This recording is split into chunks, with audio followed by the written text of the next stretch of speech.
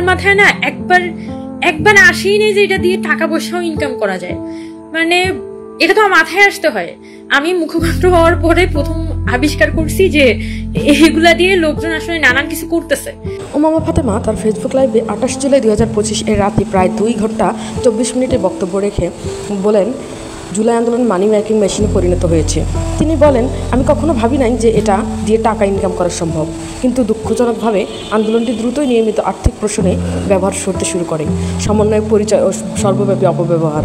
5 আগস্টের পরদিন থেকেই মানুষ সমন্বয়কের পরিচয় নিয়ে প্রতিষ্ঠান দখলে চাঁদাবাদী ও ক্ষমতা সাজাতে লাগে, যা দেখে তিনি বিস্মিত হয়েছিলেন। তিনি উল্লেখ করেন, গতকাল পর্যন্ত সমন্বয়ক পরিচয় কেউ নিতে চায়নি, আজ সবাই সমন্বয়ক। স্বীকার করেন, এটা যেন রক্ষী বাহিনীর মতো সমন্বয়ক বাহিনীও গঠিত হচ্ছে। কাঠামোর কেন্দ্রীয়করণ ও সিদ্ধান্ত প্রক্রিয়াকরণ স্বচ্ছতার অভাব। সকল গুরুত্বপূর্ণ সিদ্ধান্ত হেয়ারোডে দের বাসভবনে অ্যাবজুটের বাসভবনে নেওয়া হতো, বাকিদের তার জেনে শুনে বাস্তবায়ন করতে হতো। নিজের অংশগ্রহণে তিনি কোথাও আংশিক বোধ করতেন। তিনি বলেন, এটি ছিল একটি ট্র্যাজিক অধ্যায় তার জীবনে অভিযোগ ও ত্যাগের স্ট্রেস। তিনি দাবি করেন, ব্যবস্থাপনায় ছিল এমন সব ঘটনা, জমি দখল, চাঁদাবাজি, লবিং, ডিসি নিয়োগ ইত্যাদি, যেগুলোর ব্যাপারে তার আগে কোনো ধারণাই ছিল না। এর ফলে তিনি মানসিক চাপ ও অভ্যন্তরীণ বিভ্রান্ত এর মধ্যে পড়েন। নিজস্ব মর্যাদা ও পরবর্তী সিদ্ধান্তে তিনি বলেন, যে কেউ সামান্য সম্মান নিশ্চিত রাখে এমন প্ল্যাটফর্মে টিকে থাকতে পারবে না। জানুয়ারিতে তিনি প্ল্যাটফর্ম থেকে বের হওয়ার সিদ্ধান্ত নেন এবং 27 জুলাই শপথ ত্যাগ করেন। প্ল্যাটফর্ম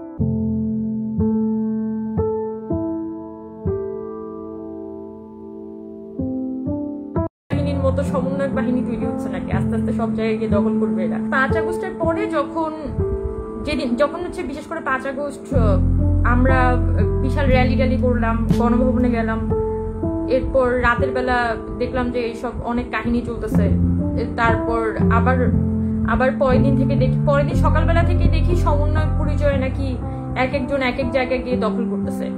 সো তখনই আমি ফিরিয়ে নেওয়ার প্রস্তাব আসলেও পরে তাকে দোষারোপ করা হয় এবং প্ল্যাটফর্ম দখলের চেষ্টা করার জন্য।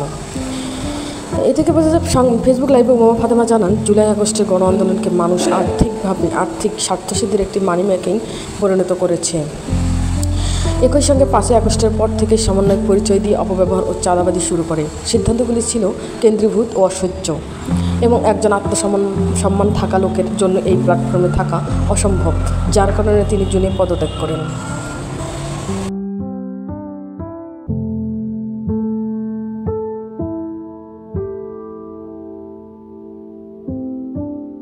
তো সেজন্য আমি সবসময় কথা বলার ব্যাপারে ইভেন আমি যখন চিন্তা করি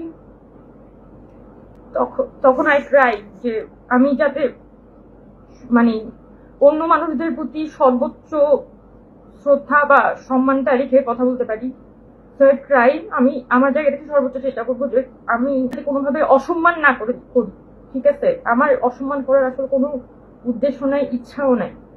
আমি জাস্ট হচ্ছে আমি আমার মাঝে মাঝে অদ্ভুত অবাক লাগে